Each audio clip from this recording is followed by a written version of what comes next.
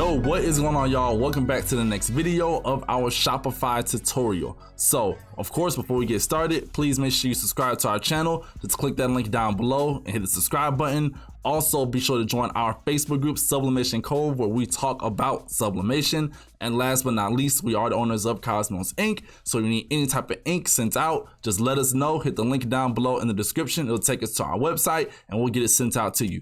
So, we are back inside our general settings. We never left. We just hit the settings button down here at the bottom and it took us back to this main screen. So the next thing we're going to cover is locations. So we click on this tab in the middle at the top, locations. And right now it has our default location, which is going to be 650 South Central Avenue. And that's pretty much our PO box. So from here, we can click on that. And if you need to change anything in here, you can change it as well in here. But let's say you want to change the location name. Let's just say I want to be like, you know what? This is Forever Song PO Box. So now I know that this is the PO box for our business. Other than that, I don't have to change anything down here. If you want to, you absolutely can.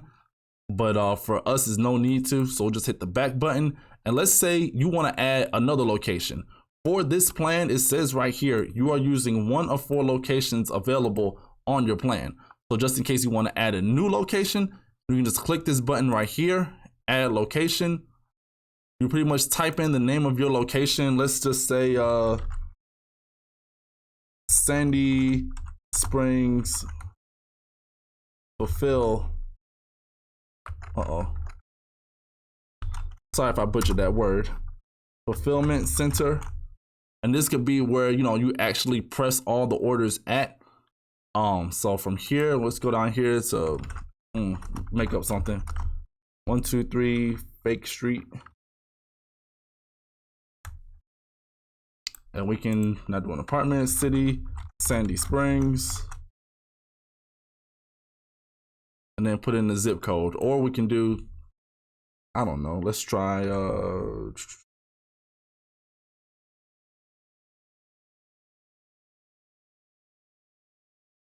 let's try something different. Let's just do this 9345 and it'll automatically do the rest for me. Put in the zip code and then you put your phone number down here.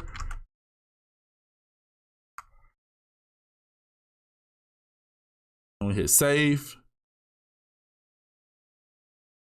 And then you can fulfill online orders from this location as well. Or you can deactivate the location. So once we hit the back button, it gives us two locations, and you can come down here to change default location.